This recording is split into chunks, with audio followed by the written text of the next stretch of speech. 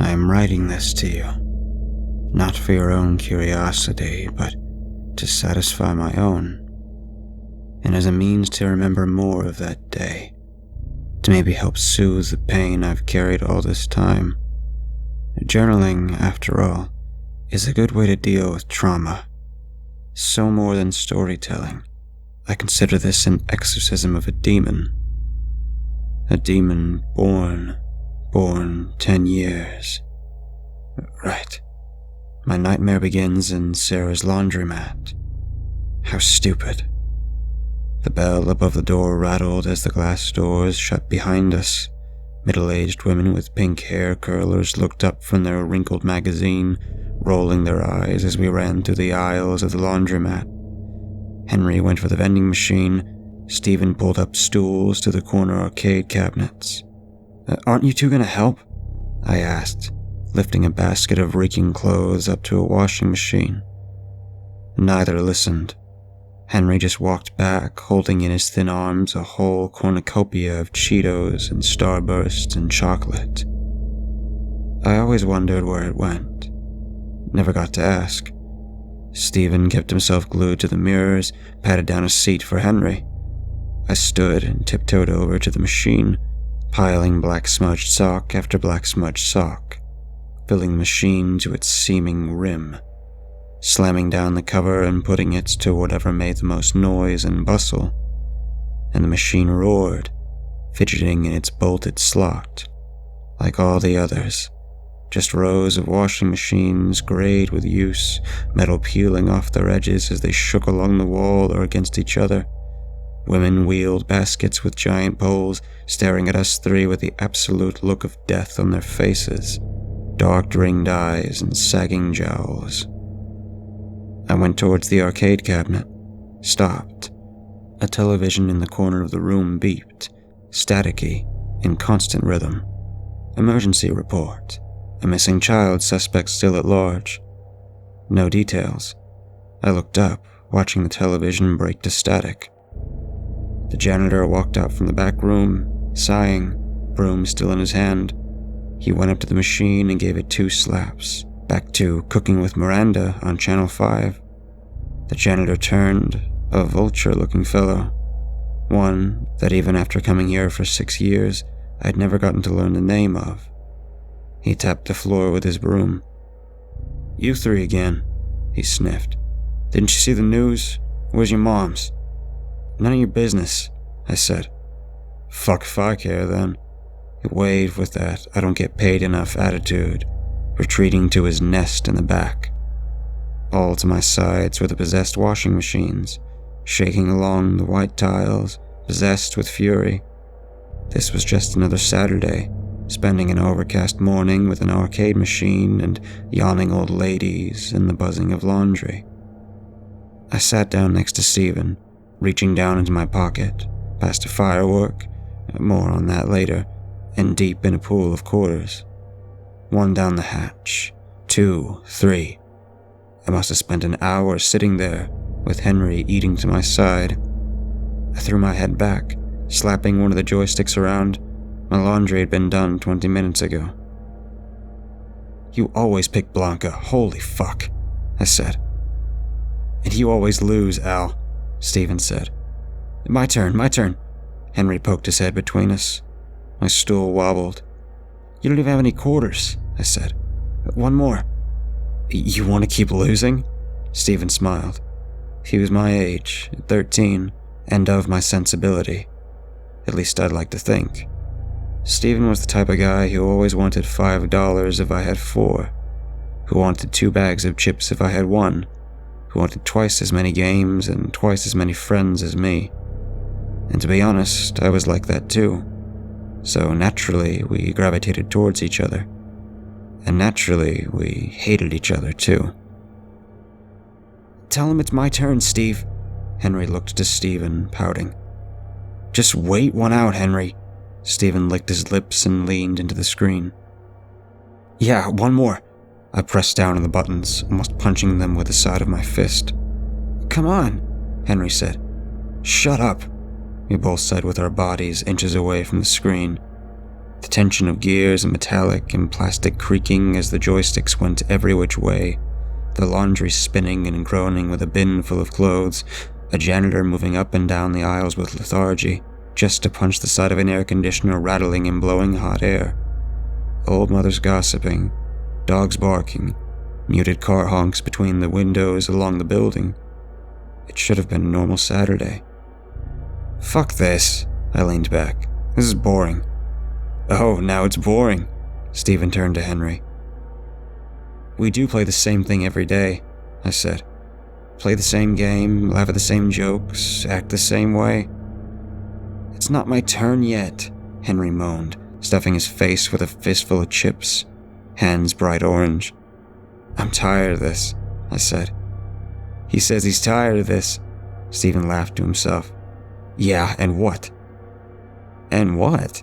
I mean, if you're bored, then suggest something, Stephen said. What about my turn? Henry chewed. I looked around and tucked my head and reached into my pockets, fondling for the fuse, finding it, taking it out and presenting it long and flat on the painted plastic of the joystick. Ta-da, I said. Poof. What's that? Henry asked, grabbing his bag of chips, opening them up and finishing the dust settled at the bottom corners. It's a firework, I swallowed. An M80. Aren't those illegal? Stephen asked. So? And although they were, he looked pretty happy about it. Stephen grabbed the firework and spun it in his hands. It's like TNT, I said, a doorman salesman with his pitch. It'll wake up the whole neighborhood. Sick, Stephen said. Where'd you get it from? My uncle brought it back from Mexico. Stephen passed it to Henry, who passed it back to me as quickly as he had gotten it. Let's pop 'em, I said. I've got 3. I don't think we should, Henry said. If it were up to you, we'd all be in giant bubbles eating cookies until we got fat, I said. Live a little, Henry. Henry didn't want to even stand. He just stood in place, looking at us with shifty eyes and pouty lips, mumbling words and warnings. Stephen grabbed him by one wrist and me by the other. It'll be fun, trust me, I said. We did not go far. We left the clothes back in the laundromat and traveled some 10 minutes out into the street, on Bleecker, near the factories. The skies always looked grayer around that part, and they were particularly empty this day, all save an old man by his porch washing yellow, dried grass with his hose. He was in his underwear, and looked like he was supposed to have died a decade ago. We sat along the sidewalk, my feet in the sewer drains, watching Stephen stalk the sidewalk. Oh shit, he's gonna do it, I said. Stephen put his foot against the chain-link fence and walked up to a gnome by the side of a winding walkway. Stephen huddled over his firework and cursed and shook a lighter in the air. Is he doing it? Henry asked. Stephen went silent. There was hissing in the air. Oh shit, he said in a voice loud enough that attracted big German shepherds in the back of the house. They came running, jumping over a wooden fence. Stephen ran, jumped, got his shirt chewed on, and ripped as he tugged. The dog chewed on his clothes as he fumbled towards us, laughing. And then, like siege fire, a boom. Sparks flying in the air. The whimper of the hound as it ran away, back to its doghouse. Something in the air came flying. I ducked with my hands over my head and closed my eyes. Holy shit, Stephen said. My head came up slowly as I looked to my rear. Smoking in the middle of the street was half the face of a ceramic gnome, burned, scarred black along its once cherub cheeks. I looked to Henry, who stared with wide eyes at the gnome. I turned towards the whimpering dog. I turned towards the older man who had fallen, spraying water all over himself. He flailed in his own water, too slick to stand on his palm. Fucking sick, I said. Henry jumped in the air, screaming something at me. Did you see that fucker blow up? Stephen said. One more, Henry said. All right, but you're lighting it. Oh, Henry winced, tight-lipped. Never mind then. Come on, Henry, all of us are doing one. He hesitated, looking at the firework, then breathing heavily. With a sigh, he grabbed one and ran across the street. He stood, looking down the street. A car coming, passing him. "What is he doing?" I asked. "Oh no," Stephen laughed. In front of Henry, a blue mailbox hunched over, bent and with a letter half vomited out of its mouth. Henry walked over to it, crouched and looked about. He opened the gray hatch and looked inside. Nothing. He lit it. He looked at it, surprised that it was in his hand. Then he chunked it straight in. The hatch closed with a screech of its scratching metal. Henry dove into the grass, crawling underneath a small hedge. I swear it flew into the air 5 feet, papers scrambling everywhere. They came over us like feathers, burned at their edges. "What the fuck are you kids doing?" The man with the hose ran up to his fence, lifting his fat leg, or at least trying to. The hose spun sporadically in the floor, twirling with water. "Oh shit," I said. "Come over here, you fucking punks." We ran. The mailbox busted open at the top, smoke coming out of its little hole. It lay crooked on the side of the road as I jumped over it and into the streets further. We didn't even know where we were going. Like kids do, we just kind of laughed and ran in full strides, turning corners wherever it was convenient, laughing and clapping at the moment. Even Henry, scaredy cat that he was. I stopped, holding my knees with my palms as I hunched over and breathed. I looked up to the sign post at the corner. There was no name to the cul-de-sac we landed into. It was just white weathered lettering. An R and an A, but nothing else to give the street definition. I looked around. Most of the windows were broken, some boarded up with wood, graffiti to the side of a yellow, jaundiced-looking house. Henry and Stephen looked around the corner, still giggling. I scratched the back of my neck, and a chill came up my spine. All right, we're done," I said. Both of them turned to me, tightened face as if offended. No, you're still left," Stephen said. "Yeah, that's not fair, pussy," Henry said. "What'd you call me?" I narrowed my eyes and walked up to him. "He's right." Stephen stepped up and grabbed an M80 from my pocket, raising it in the air. "You're left." "I need to get back, pick up my laundry before my mom gets mad," I said. "You're the one who wanted to do this, weren't you?" Stephen asked, turning my head around the space, seeing the curlicues bent and rusted with brown. I could not help but feel a small tremble in my hands. "It doesn't feel safe here," I said. "He doesn't feel safe, Henry." Stephen rolled his eyes. I felt hot, a wave of heat coming out from my chest and up to my cheeks. "Fine then." I snatched the firework from Stephen. "I'll do it here then." I turned a complete circle. Where was here? Only a couple blocks away from the laundromat, but where? Where was this nowhere land? Even now, I still don't remember. I only recall the dead look of the area, a sort of dark, worn grayness in the gravel passing as asphalt, a serpentine design to the cracked roads. Shingles fell to the house next to me. Paint chips followed, in big clumps that popped against the floor like hail. A broken rocking horse lay in overgrown grass. It glared at me with brown eyes. This was a street so silent and warped and ruined that it looked as if in moments of collapse. It was like the nightmare land of a dreamer, and the dreamer was waking up. "Is anyone here?" I looked over my shoulders. Were those passing eyes in the glass? "Who cares who's here?" Stephen raised his hands. "You sure?" I asked. My teeth clattered. I looked left and right. Henry was starting to feel it too, hiding behind Stephen as he did. "Hurry up, I want to leave," Henry said. "Not you too." Stephen pulled his arm away from Henry. I leaned down to place the firework, somewhere on the sidewalk. No, Stephen said. "I put mine in someone's house. Henry put his in a mailbox. You gotta do something cool too." All right, what do you want me to do then? Stephen scratched his chin, a look of absolute concentration. Lips tightened, hand on his chin where he picked at the few strands of beard growing. Henry walked up behind him, arms folded as if cold, but it was a warm day. How about under that van? He pointed down towards the center of the cul-de-sac. A lone white van without a license plate, without design, with blinders on its black-tinted windows. Neat looking, too clean for the street. I turned the M80 in my hand and then looked back at the two.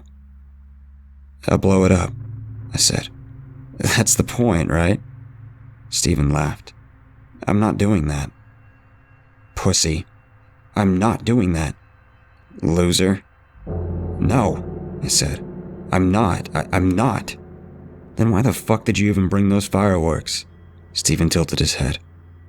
I went tight-lipped, sucking in my cheeks. Truth struck me hard. It felt like a piece of glass edged its way into my chest cavity. Something that drained the pride out of me. I looked down at the M80. Fine. Okay. I walked up to the van, out to its black-tinted windows, curious.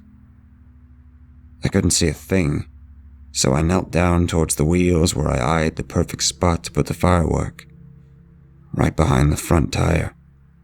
I pulled grime off the sidewalk with my feet, a combination of a Lucky Star burger plastic wrapper and dirt and decayed leaves that caked and broke at my touch.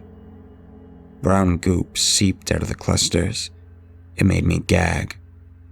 I flung the stuff to the side and planted the M80 tall behind the wheel amongst cigarette butts. Got my lighter, flicked the flint, observed the flame as it licked the air, and the van suspension dropped. I looked up to the window, a shifting shadow. There's someone in here. I mouthed the words. No noise came out. A door opened, my heart raced. I looked back and forth and back and forth. Sweat beads rolled down my face and my chest hurt.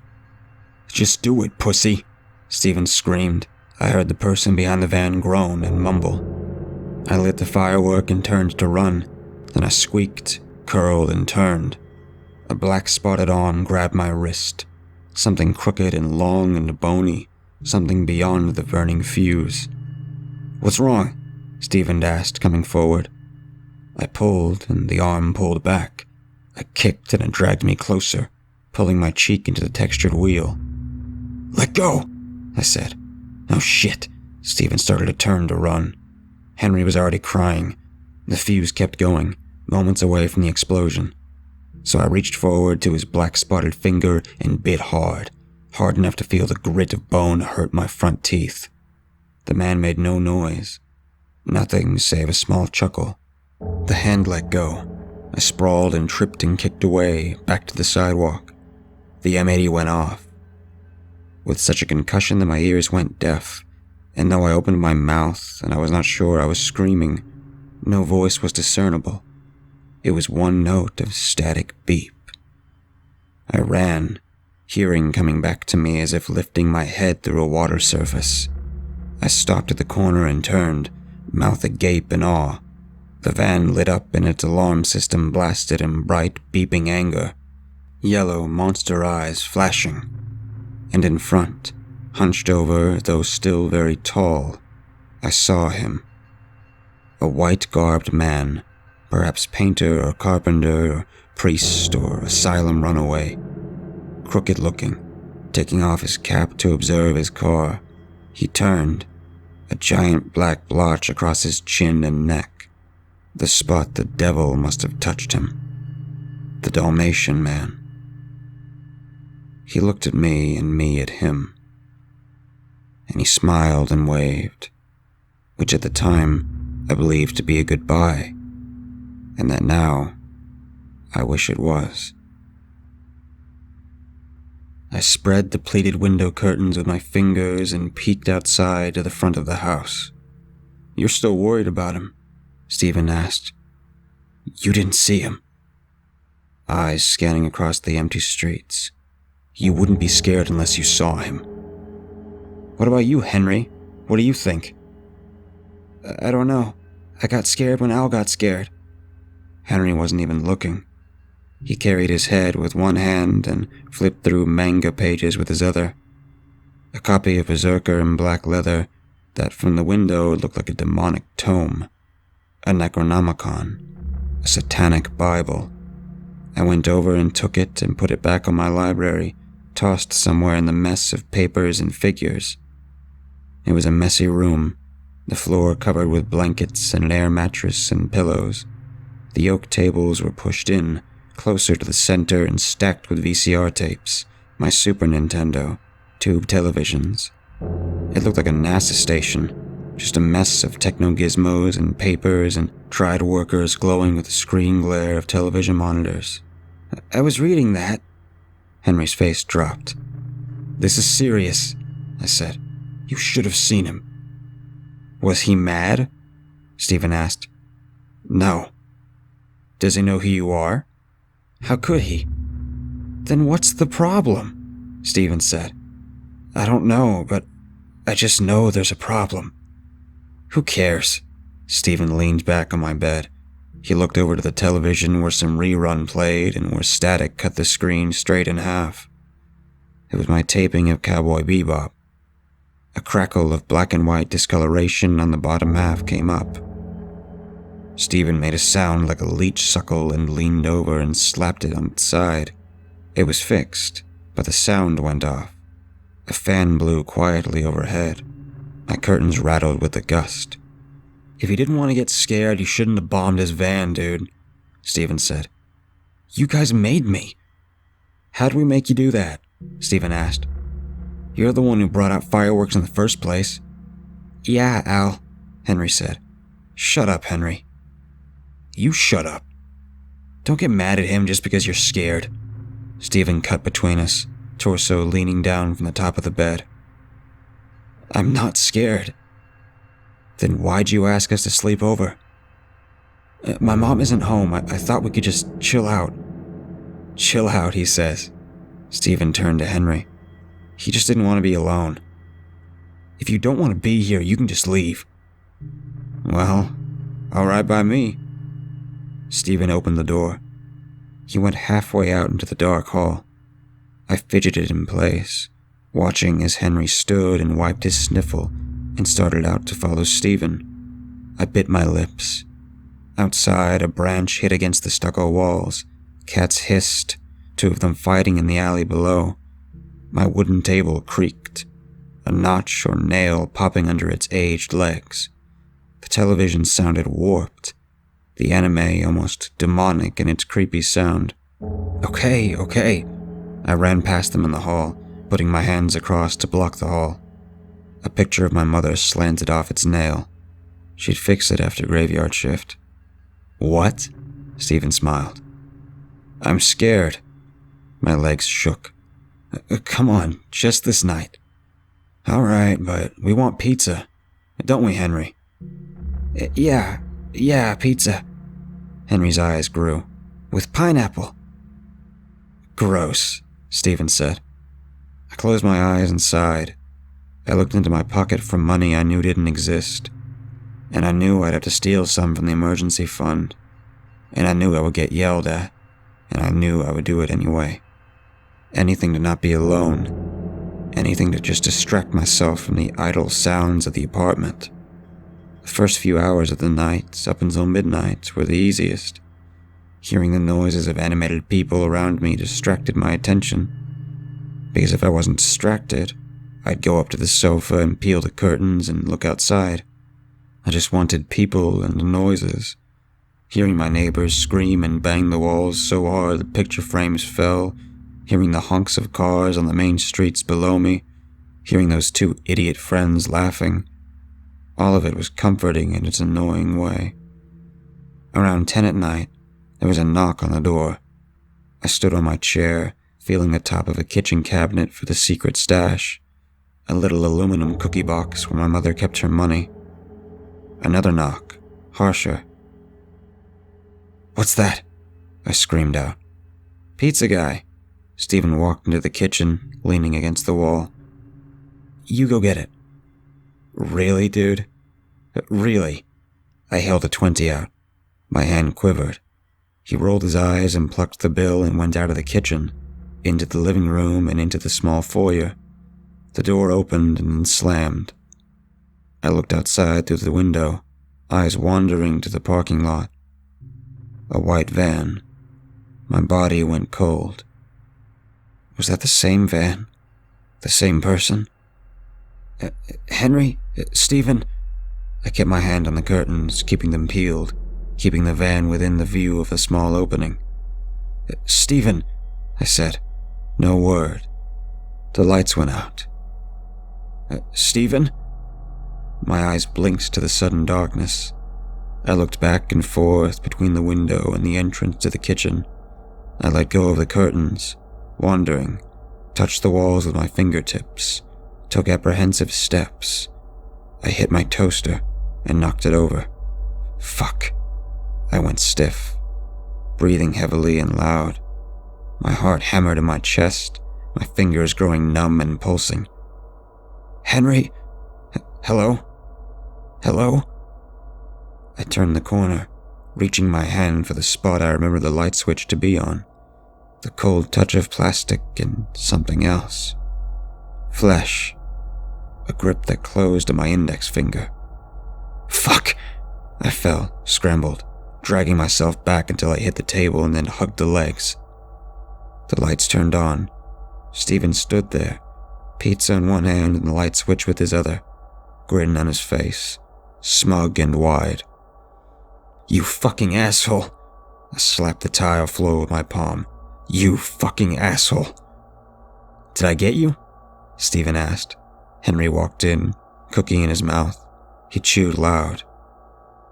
Why is he on the floor? Henry asked. You're not right in the head. You know that. I could have been killed. Who would have killed you? And for what? He laid the pizza flat, sat with folded legs, and ate. Mondo's Pizza Parlor printed in red against the white box. My favorite pizza. That to me tasted absolutely dull and lifeless. I pulled out a chair and sat, taking small nibbles. The strings of cheese dangled out of Henry's mouth. Stephen sat with folded legs, eating the cups of pepperoni first. The grease left his mouth yellow. Chill, eat, Stephen said. My eyes looked up, glaring at him. He gave me a wary look, then turned towards the television on the kitchen countertop. All I could take were nibbles. Every now and then I'd drift off into the window and look outside to the parking lots and alleys, half expecting the van to be there still, but it was gone. And what did I prefer? That I'd have it there, visible and held to my observation? Or that it would be out somewhere, unknown? It wasn't like I was sure it was the same van. A fair distance below and away, it could have been any other van. I'd only seen it from the top. But there was a strangeness to the way it'd make me feel. The way that just one look at its sterile, bleached white surface made my neck hairs rise. The way how, when I sat on a sofa to watch television, the air felt cold and uncomfortable. The way all the laughter and the conversation slipped past me. Henry snapped his fingers in front of my face. It's late, he said. Let's go. I swallowed, though my mouth was dry. We went to sleep, both of them on an air mattress in my room and me on the single bed with a black and red squared blanket, eyes wide open and staring up to a ceiling fan, blowing warm air down at me. I felt thirsty around midnight and stepped gently on the floor, tiptoeing and arching my legs over my friends. I closed the door, still hearing Henry snoring through the wood. I went down the hall towards the living room, hand out to feel for the furniture in the blind darkness. There was no moon and the streetlights were far enough that their yellow glow did not reach. I came to the living room, looking out to the foyer where a single light shone. They must have left it on for the delivery man. I pulled down on the cord. My arm hairs rose. A cool draft came over me in the darkness. There was a small gap in the door. The air breezed through. I closed it and locked it, and stared through the eye peep. Nothing, right? A small mistake. I walked to the kitchen and took a glass and started filling it, finishing it in one giant gulp before going in for another. Back to the living room, I stood still, my head tilted to the side. Were the cabinets moved slightly? The table just angled a little differently than how we'd left them? Footsteps in the hall. I turned sharply, eyes wide, though I couldn't have seen much. Who's there? I asked. It's me, dude, Henry said. Forgot my retainers. He wandered and went back to his room, and the door closed. I needed to lock down this whole house. I went behind the television where I always hide my keys and gripped them hard. First locking my mother's room, then locking the office, and finally the bathroom. I clenched the keys close to my chest and walked back into my room, around my two friends, who still snored, and laying down flat on my bed. I spent 2 hours awake, every so often looking out the window towards the outside. The clock read 2:15 a.m. I turned it over and laid on my side until my arm went numb, still holding the keys in my grip. Stephen rose. I knew it was him. Henry was still snoring after all. He walked out, yawned, loud, soft footsteps going down the hall and around the corner. A doorknob turned. What the fuck? He said. The voice echoed.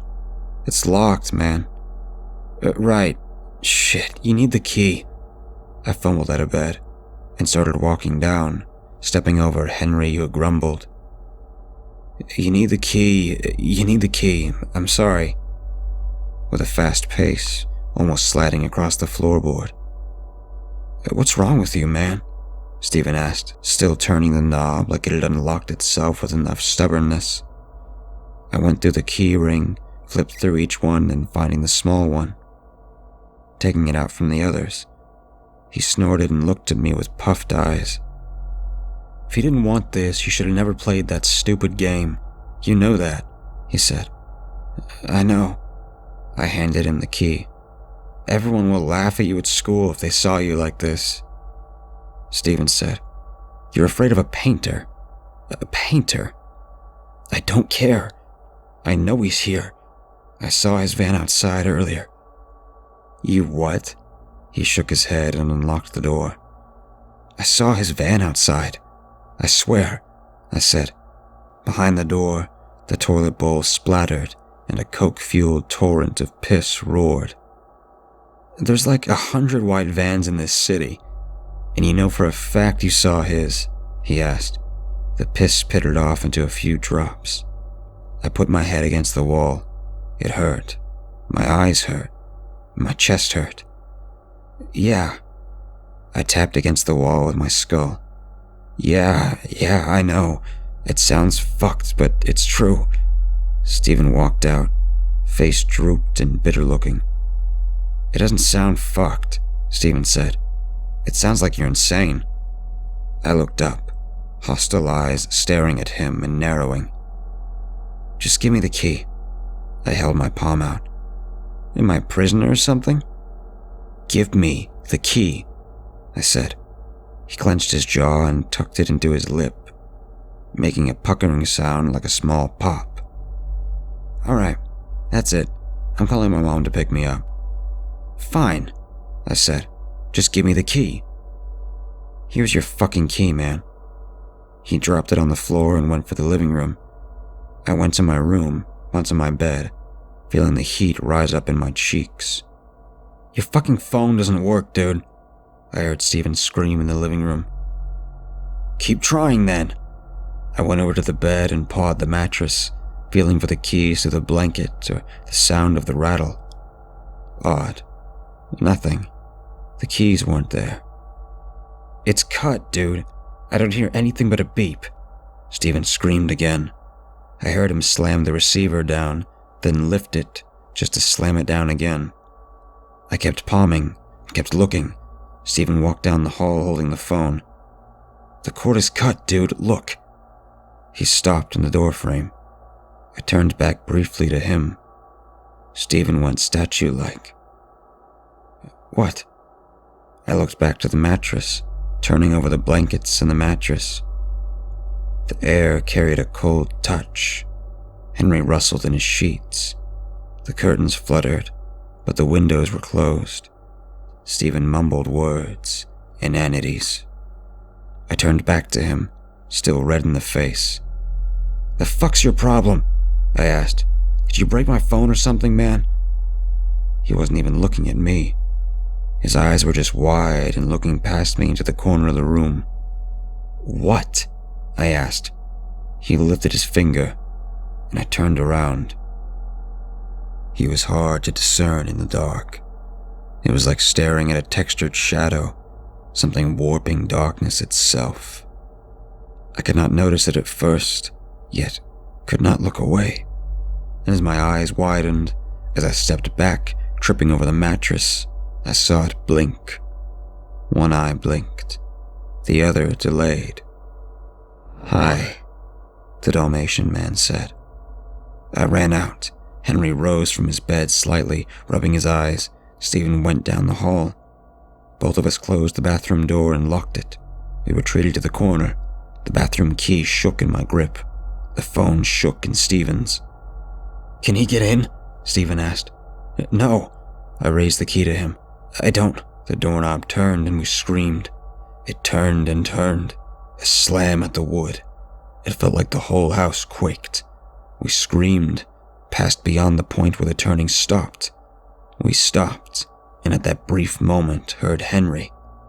A stifled scream, ended short somehow or some way. "We gotta get out of here, man." Stephen reached for the door. I held him back. No. He's out there with him." He kept going for the doorknob, and I pushed him away. Into the toilet, wrestling against the sink, into the tub. The water faucet ran. Footsteps went back and forth in the hall, and we both screamed. "We can't go out there," I said. "We can't. He'll get us too." "Do you even hear yourself?" Stephen asked. "Henry's out there. He's gone." Stephen looked at me in the door. His face tightened, jumping at each turn of the knob. The phone lay on its side next to the running faucet. "He's gone." I sat down in the toilet seat. "He's gone. He's gone." For a while, we bashed our fists against the wall. We screamed. We hoped someone would hear. No one ever did. Even with all the windows open, the futility of it, after the first few hours, was enough to have us stop for the rest of the night. We sat in that seat until my mother came home. She opened the door on both of us, eyes red and cheeks swollen. It was harder talking to the police later that day. My throat hurt from the strain, and each word was interrupted with a cough or a wheeze. But the words came out eventually. The first couple of officers multiplied within 10 minutes, and within the hour after dawnbreak, there was a small search executed for Henry J. Matthews. They never found him, and I could never look his mother in the eye and tell her what had happened. I think that was the first day I became truly alone. I don't remember having friends after that day. No one spoke to me, and I spoke to no one. A few months later, I left for Boston. My mother thought the transfer would be good for me, sent me with my father. Nothing changed. Nothing ever did. Nothing ever changes. I remember and think, maybe in the details, that I'll find a clue. I've spent 4 years learning criminal science, studying psychology myself, in the hopes that I'll figure something out. Something, perhaps, about the character of the Dalmatian man, or about myself. But any freedom from my guilt has already tanked and capsized. It's so deep in the ocean that is me that I don't think I'll ever have it. I probably never could. Solace, salvation, it's there at the bottom, idling and rusting. But at least I know it's there. I wish I could say I knew where Henry was.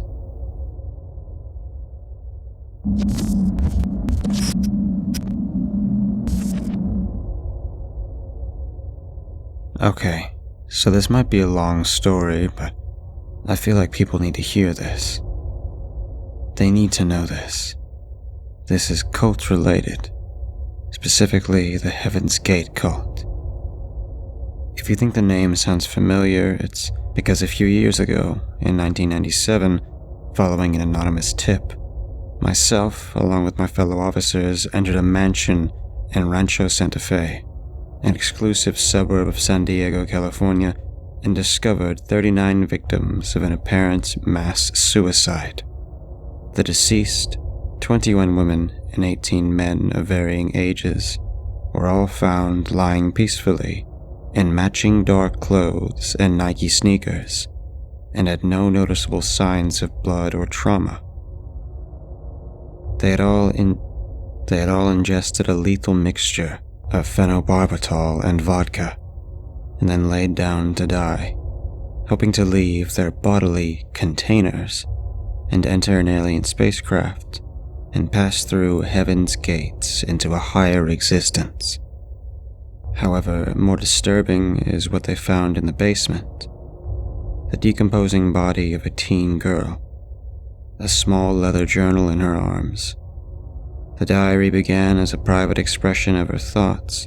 She wrote several times that she would never allow anyone to read it, that she kept it hidden in a broken part of the wall in her basement. She candidly described her life, her family and companions, and her situation. But towards the end, one page caught my eye. If you're reading this, I'm probably dead. This is where I'll start reading. March 1997. If you're reading this, I'm probably dead. After reviewing the cult and taking over as leader, my father decided to follow in the footsteps of the original leader of Heaven's Gate, Marshall Herff Applewhite Jr., and help all his loyal followers into the next level of life. Up until now, I've managed to deal with all the meetings and bizarre beliefs, but it wasn't until a couple of days ago when my father informed me that he, along with the 27 members of our group, had been chosen to join the mighty Luciferians on their spaceship. I rolled my eyes. This was all just a bunch of bullcrap to me, and continued going along with what he'd said. He explained that in order to join them, we were all to participate in a coordinated series of ritual suicides in order to reach the extraterrestrial spacecraft. And my heart must have skipped a beat, fearing the implication. Wait, are you talking about killing ourselves? I questioned, trying desperately to keep myself together. Don't you see, Leah? He shouts, his eyes growing bigger and brighter. Our bodies are merely vessels to help us along the journey. And when the comet crosses by Earth, we will ascend to it, to the next level. I stared at him with a horrific expression across my face. I knew my father was, well, to put it politely, eccentric, but I never realized he was psychotic. I stared into his dark eyes, waiting for him to say, just kidding, or I got you, but he never did. He just kept on staring at me with those dark, cold eyes. The devil's eyes. When are you planning on doing this? I stutter, my anxiety building up more and more. Thursday, he replies blankly. I gasped so loud every head in the room turned to face me. But that's less than a week away. He cut me off. I know, so soon, he exclaims, his head practically exploding with excitement. Dad, I don't want to die. Not yet. I cry, quickly wiping a lone tear from my cheek. He sat up and placed his hand upon my shoulder. Leah, you're going to live again. As a Luciferian, he explains. I had enough of this by now. I didn't understand how someone could be so stupid, so clueless. I jumped to my feet and began screaming into his face. No, Dad. Don't you get it? There is no spacecraft on that comet. You'll be killing yourself for nothing. Don't sass me, he growls, slamming his fist against the coffee table. Chills were sent running through my body, and I immediately snapped back to reality. I'm sorry, sir, I said, stiffened my spine so that I was standing with my shoulders back. We're all going as a team, Leah. And when you board the ship, and you will, you'll thank me, he scolds. Before I could even think about responding, he was already speaking again. Now, go to your room. I don't want to see you again for the rest of the night, he demands. I mounted up all the courage I had left and took a deep breath. No, I blurted out, instantly wishing I could take it back. He spun around to face me, and before I could run, 2 sets of hands curled around my forearms. Mage, Ezekiel, take her to the cellar, my father says, turning around to face the rest of the group. They nodded before beginning to drag me backwards out of the living room. No, stop! I scream, frantically trying to escape. I'm sorry. I'll go to my room. I felt a sharp pain in my neck, and suddenly my eyelids felt as if they weighed 1,000,000 pounds. I fought to keep my eyes open, and I found that I could no longer control my limbs. My whole body felt numb and dead. Despite my best efforts to keep myself awake, my eyes snapped shut, and I was out. I awoke to a sharp, stabbing pain shivering up and down my entire spine. I blinked my eyes open to see that I was not in the same place I was in before. I was chained to a metal table, my hair stuck to my sweaty face, irritating my skin. My clothes had been completely removed except for my undergarments. Heaven's Gate, all of them, surrounding me completely. Except it wasn't them. Don't get me wrong, it was them, but they looked different. There were thick black circles around each of their eyes, and they all looked as if they were stuck in a zombie-like state. Dad, what's going on? I shudder, my heartbeat increasing with every breath I took. Leah, sweetie, he says, clasping his hand to my left cheek gingerly. You're a good girl. He removed my hand from my face, using it to reach into the back pocket of his robe. My heart dropped all the way to my stomach as he pulled a sharp silver butcher's knife. That's what I know you'll understand when I have to do this, he exclaims. He took a few steps to me. No, wait, I don't understand, I stutter, frantically trying to stall my father as long as I could. He didn't respond, but instead began muttering something under his breath. Blood of a damsel, he whispers. His voice gets louder and louder until he was practically shouting. He handed the knife to one of the members who didn't seem to hesitate to start butchering me up.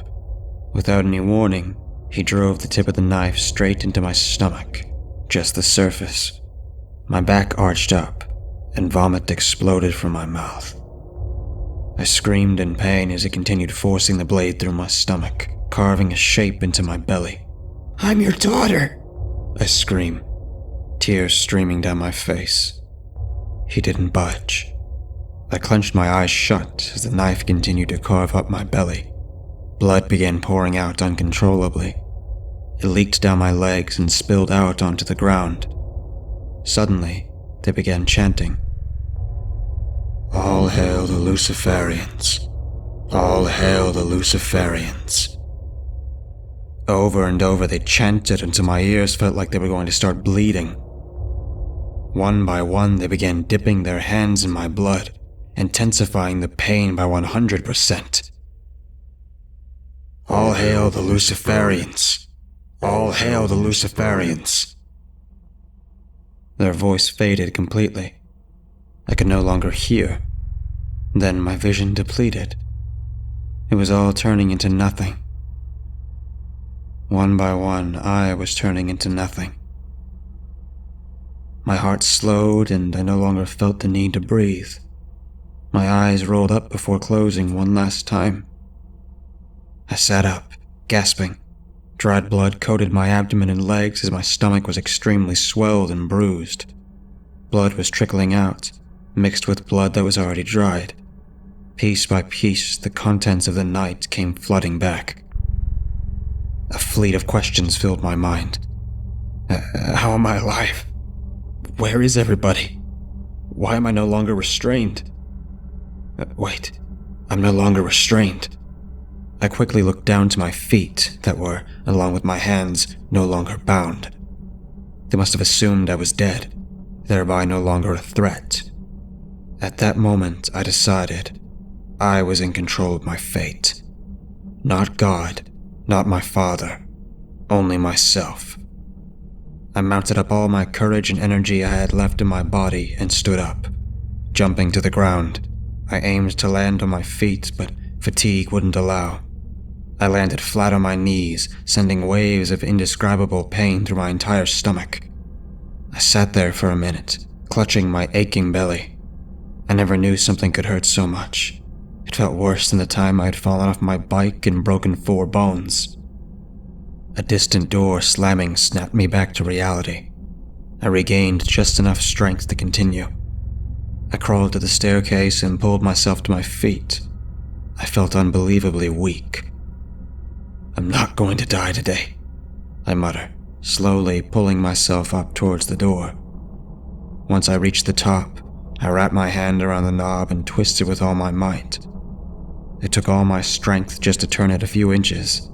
I heard a small click and my heart filled with joy.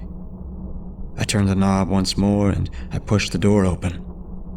I was immediately flushed with light, almost blinding me. I peered around the seemingly empty room before making a break for the door. As soon as I stepped out, shouting erupted from the left of me. "Get her!" one shouts. I had to think quickly. The front door was too far. There's no way I'd make it before they get to me. In desperation, I turned to the stairs and sprinted upwards. I had this sudden adrenaline rush, which allowed me to race to the upstairs hall at an ungodly speed. I burst into my room and ran to the window. I was 2 stories up. Under normal circumstances, I could probably make it and be perfectly fine. But now, anything could happen. I had one leg out by the time the door to my room exploded open. And out of desperation, I threw myself out.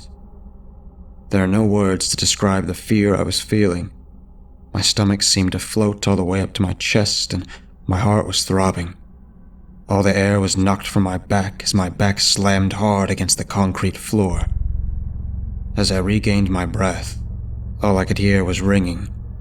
I held my hand up to my ear and snapped as loud as I could about 20 times. To my horror, I could hear nothing. I attempted to stand, but was unable to regain my feet. It's too much. Sick and weak and tired. Oh, so tired. I had no fight left in me. My stomach throbbed and now my back ached with pain. "Help!" I cried out, hoping to stop a bystander. I looked up to see a uniformed man walking across the sidewalk with a bag across his shoulder. "Please," I say. I attempted to yell, but since I couldn't hear, I didn't know whether I was speaking loud enough. "Help!" I stuttered again, hoping I had made my voice louder this time. To my complete and utter joy, the man's neck snapped around and he stared at me. He threw his bag down to the ground and ran to me, sweeping me up in his arms. There was a loud pop and his voice filled my ears, causing me to practically jump out of my skin. "What's your name?" he ponders. My head lolled back to face him. Leah Dawson. I need to go to the hospital," I plead. "Okay, Leah," he says blankly. He began walking.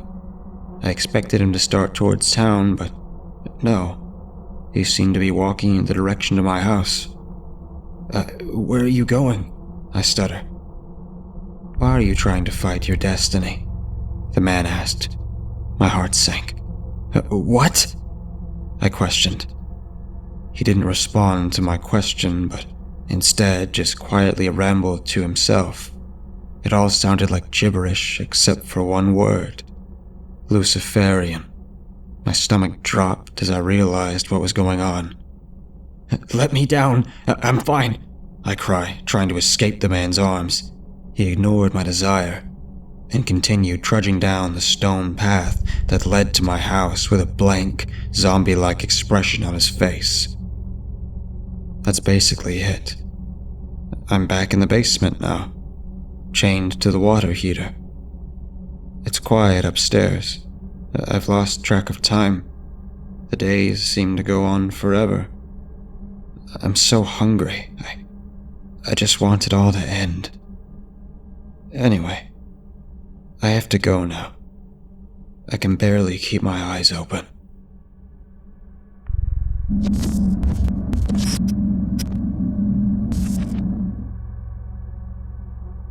This is a story of something that happened to me and will forever haunt me. I'm 14 years old and I live in South Africa, which is a place where crime's very common. Occasionally I hear gunshots outside my house, but that is something that's normal here as well.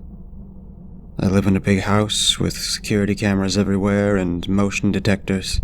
My family's house has 2 gates, just as a safety precaution. Power outages are also normal in South Africa because of our corrupt government. Anyway, I was sitting and eating dinner with my family when my brother asked me, "Hey, did you hear that?" I replied, "No." He went on to say that he heard something break outside on our patio, like a wine bottle or something. Since I'm not paranoid like him, I finished eating and went to go study for my exam and sat on the couch in my living room. My parents announced that they were going to the gym, as they did on Saturday nights.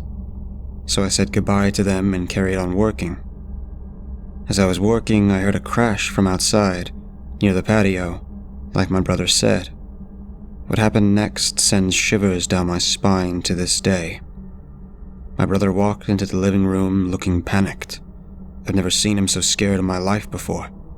He sat down next to me and stared at me for about 10 seconds with a look of complete and utter fear. His eyes wide open. What's wrong?" I stuttered. "Upstairs, now!" he exclaimed while grabbing my arm viciously. "What the hell is going on?" I asked once we were upstairs. He didn't answer. He just started winding the shutter down. The shutter is a large door that connects the downstairs to the upstairs. We're only supposed to use the shutter during emergencies, as it is made of a strong metal that is hard for an intruder to break through. He then ushered me to his room, the 3rd story of our house, which overlooks our garden and patio. Putting a single finger over his mouth to shush me, he pointed to what looked like a dark figure by our patio. At first, it looked like a long shrub, but as I adjusted and focused my eyes, I had to stop myself from shrieking. The realization made my bones feel like lead and my blood feel colder than ice. A man holding a broken wine bottle was pacing around our patio. He looked about 5'9" with a shaggy beard. That's not what scared me the most about him. His eyes were wide open, and he was smiling. A smile so sinister and crazy, he looked as if he'd just been let out of a mental institution.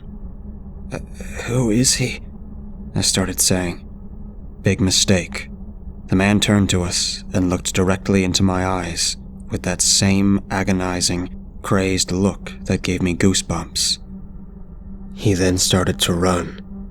A slow, staggering run that made him look injured. Towards the door to the inside of the house he went, and I was sure he was coming for us. I was so shaken up I could hardly breathe, and so was my brother. And without a word, he took my hand and we headed to my room on the 2nd floor. Since I'm his little sister, he always considered me his responsibility, so he held my hand and told me everything was going to be okay, even though I knew inside me that it wasn't. Just then we heard slow clapping footsteps coming up the stairs. The shutter was closed, so he wouldn't be able to get to us. Just then, at just the right time, the power cut out, leaving my brother and I in darkness, but my brother stumbled around and closed my door, locking it. He then explained to me that without the power, the shutters can be easily pried open. I thought for sure that my life was going to end soon. Just then, I heard an excruciating sound that sounded like the shutters being forced open, and I headed for my drawer to get my hunting knife that I had received as a birthday gift. In my right hand, I clutched my knife, and in the other, I held my brother's hand. Suddenly, the sound of the shutters opening stopped. What replaced it was the sound of something metal, presumably a knife, scraping up against my bedroom door. We sat there, shaking, not knowing what to do. When I asked my brother if he had his phone on him, he stated that he already called 112, which is our 911, but we both knew that the 112 squad would take a long time to come, since here in South Africa, they usually hang out at McDonald's instead of coming for their duties. The scraping at the door continued for what seemed like ages. Seconds felt like minutes, and then my brother made me hide in my cupboard and hand him my hunting knife. With my heart racing and palms sweating, I heard the sound of police vehicles outside, and my brother used the gate remote to open up for them. They rushed in and captured the man. The police told us the man had been on the run from the local asylum for the past 3 months, and had been charged for manslaughter 2 times before he was sent to the local asylum. If my brother hadn't been there to help me, God knows what would have happened to me. I hope the man is recovering, and that he's getting all the help he needs. Sometimes, in my nightmares, I still hear the sound of the knife scraping against my door.